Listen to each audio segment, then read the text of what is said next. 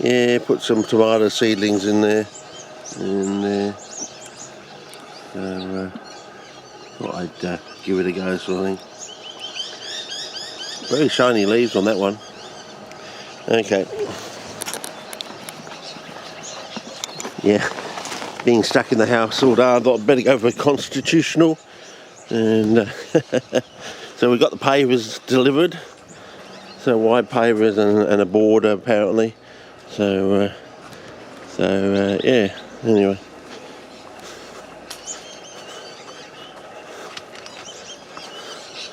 Don't know if that's going to be picked up or anything. I thought I'd go for a walk because the sunlight was absolutely gorgeous about 5 minutes ago, and now it's gone. Trust me. It's going to take a look at this new house around the corner that they began building last year, I suppose. Thought I'd take you past our little carbuncle here.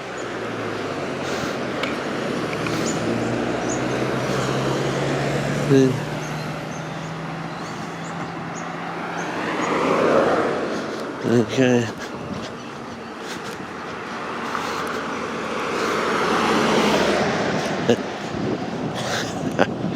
Oh yeah. The tree of our land, something, the eucalypt. Yeah. I remember the bloke in here was doing a bit of gassing of his fruit trees or something at the back there, and this big cloud of stuff came out the front, went up into the uke up there,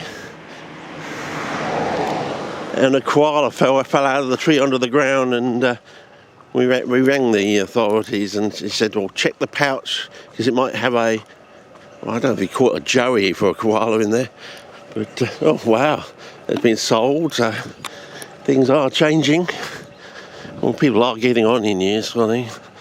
So, yeah, lots of plantains there. Another one of my faves. I think we only have the one species, well, in southern Aberland anyway. But, well, the news of the day at the moment that came out overnight on some of the things I was watching is what happened in Sri Lanka happened in a single season. They asked them to cut down their... it's this globalist World Economic Forum. They asked them to cut down their fertiliser and go organic by 50%. And in that one growing season, their crop output or production crashed to down 85%. In other words, they only had 15%. And so before that, they were actually exporting stuff out of the country. And in that 1 year, they went from exporting stuff and making money to not being able to export anything, having to buy in food with what money they had left. And of course now the Global Monetary Fund, or what it's called, the IMF, International Monetary Fund, is probably going to do its old tricks, go in there and probably try and raid the cookie jar.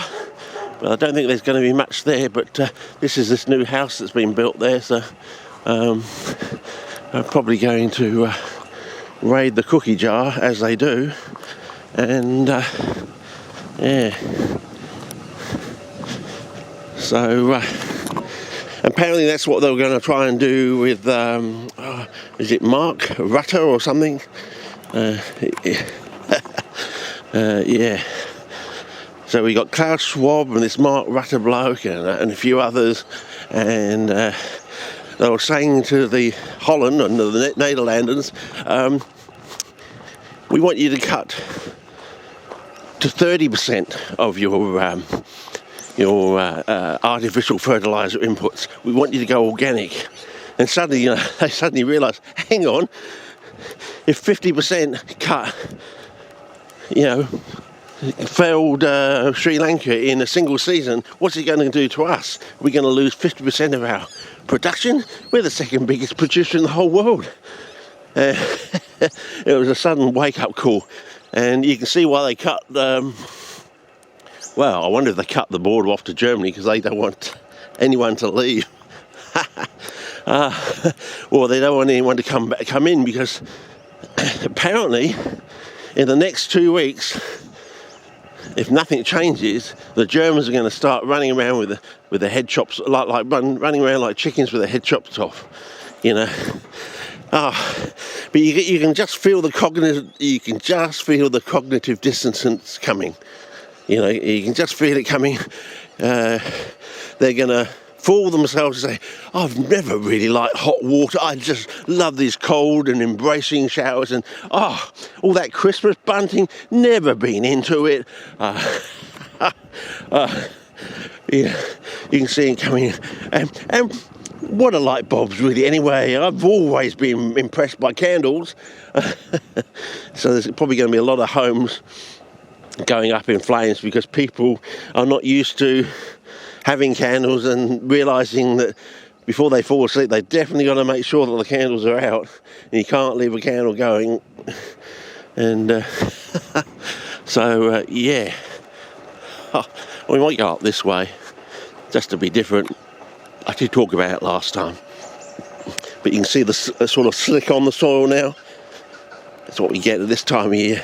As I said, we're in the wet now, and basically what that means is the surface of the soil won't dry out completely for the whole of the wet. That's why it's called the wet, basically, or at least in southern Aberland anyway. Yeah, southern Aberland. Tony Abbott, failed priest, aka Dr. No, and basically we had 13 years basically of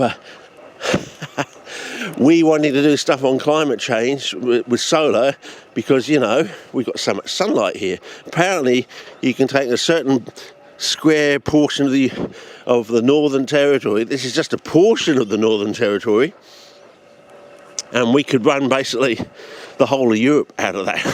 If we put a cable, you know, up there, or send a whole load of big giant ship batteries, we could actually power the whole of Europe just from a small area of the Northern Territory, let alone the rest of the country.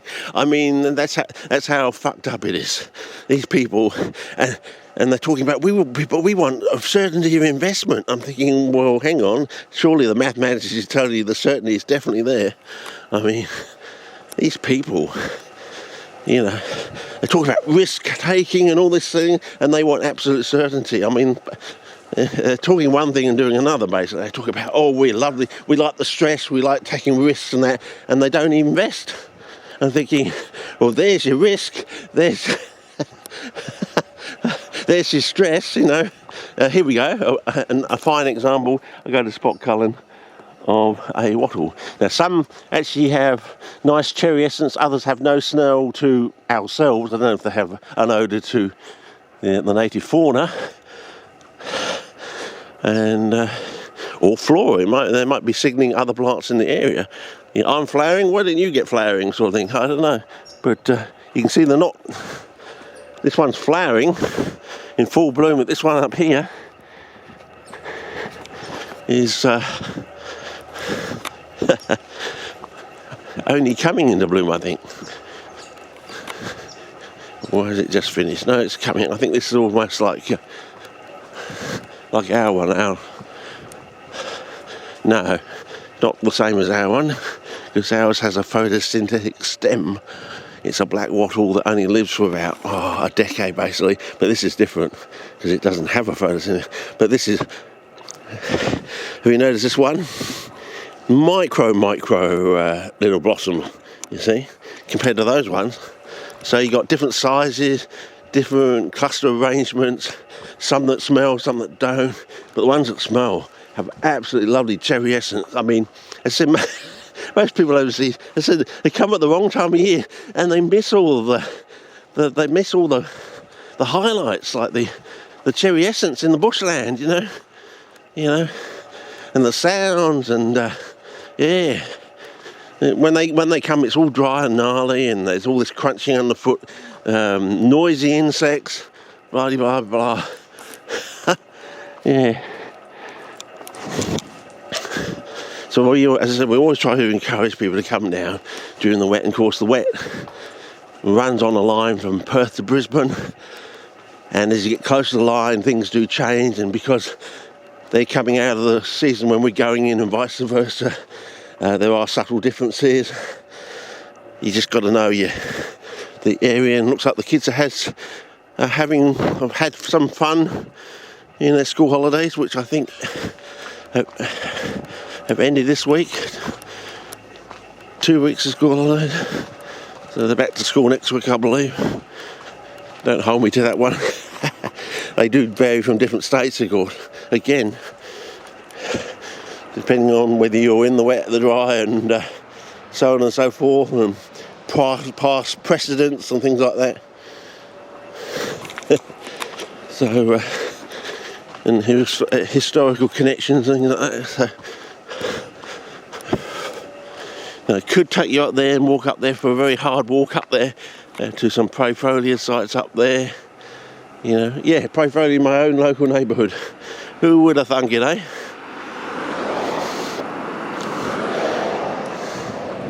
You would have thought they were like hen's teeth, you know, in the days when we didn't know that they're actually just ripping these things out of the wild.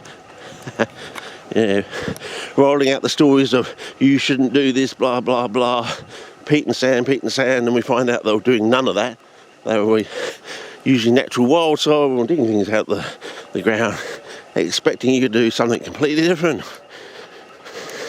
and wondering why you were struggling with your plants and they were getting away with blue murder. Oh yeah.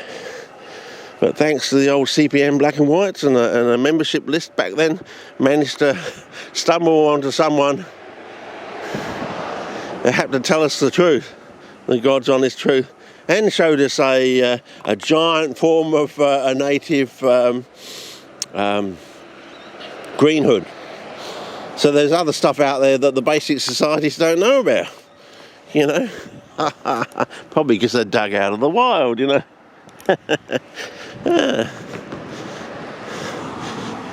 Anyway, so that's what it's going on at the moment, is people are finding out that what these globalist puppets are saying.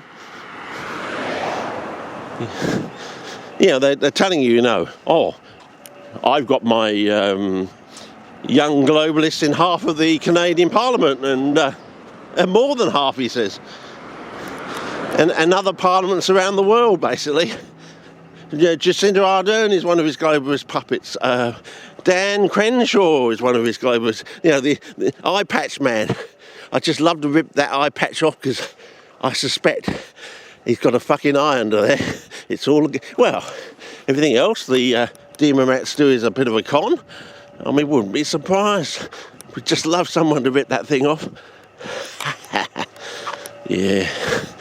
Probably find this ex-Navy SEAL business is a load of rubbish as well. It just fall to the ground in shock.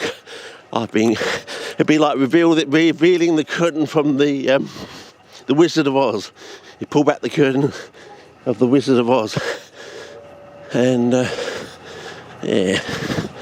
Anyway.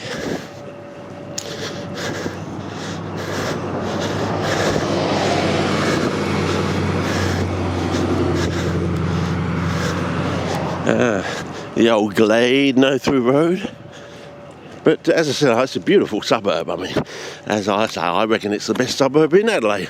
The city of churches, a fine blend of urban and rural, with small patches of pristine bushland dotted in between.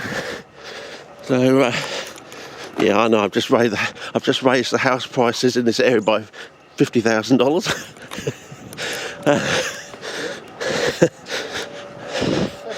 Yeah. Well, you can see it, you know. As I go, I've got true 1-to-1 colour now, you know. And you can see I'm not bullshitting, because I don't bullshit. Yeah. And I don't know what they're going to do there. There used to be a house on there. Yeah. As I said, people don't live long enough these days. They've all been conned into this, you know. When you get to a certain age, I don't know if it's part of It's almost like a Logan's Run sort of locked-in plan sort of thing. When you're of a certain age, that's the time to go into the old folks' home, and the kids get no inheritance or anything. Yeah. So Heatherwood Drive. It also takes you up to another Pavelia site. But you can see me. Lots of clips of the sewer cap and the other side of the sewer cap, and when you watch those videos, you'll find out why it's called sewer cap. But yeah, I've left about 3 o'clock rather than 3:30, so I don't know. Thought I'd take a wander, bit of a gander, a meander wander gander. I know. Oh yes, well you're in for a treat here. Now this is a late flowering eucalypt. Who would have thunk it? Is it because it's under some sort of light? Opposite a street lamp and the sun in the afternoon, so maybe that's why it's flowering 4 months out of season. This is one that flowers in February basically, and it's we're in mid-July sort of thing. So yeah, it's probably because of the light and the fact that the sun comes down there in the afternoon, and it extends the sunlight by having the street lamp come on, and it works up its circadian rhythm, I suppose. But that's good for you. You get to see it out of season. So yeah.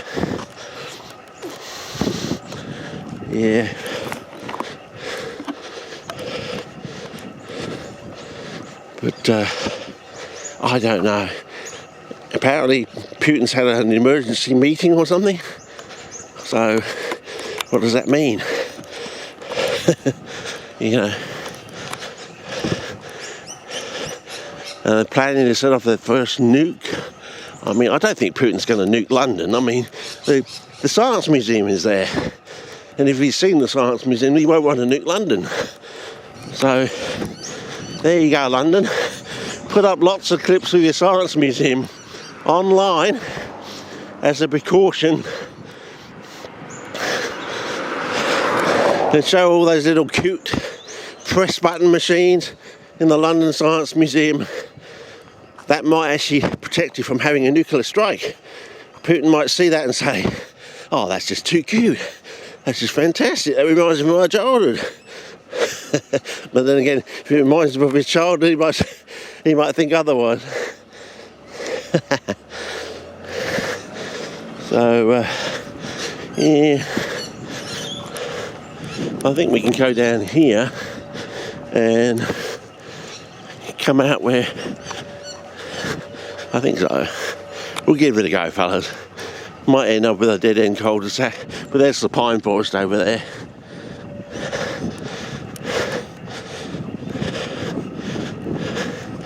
And we'll go down here and... but in a way it's almost exciting, because things are actually happening. And it's not just talk anymore. You know what I mean? So, yeah, and old China's having a few problems. They've frozen bank accounts for 4 months, I think it is. So people had no access to their money for 4 months, and they're starting to protest now. Oh, the other thing that came up last night, Xi Jinping went to, not Shanghai. My memory must be going. But, yeah, oh, okay, that's a bit interesting. But he went to Shanghai, not Shanghai. Getting a bit Mozart there on me, running things backwards. Apparently he's gone missing. I don't know if that's true, it's just a fake news story or something, but it'd be interesting. I mean, maybe they figured out he's emperor for life, and they say, so if I shoot you in the head, you're dead, you're not alive, so that's your life over, you're not emperor anymore. Okay, sounds like an interesting equation. So someone just has to go up to him and shoot him in the head, and he's not emperor for life anymore. You know, it's like the emperor has no clothes, but suddenly someone realises that the emperor has no clothes, and it's either him or us. You know, if he just disappears, we've got an excuse to do other things and save ourselves, rather than if he's still there,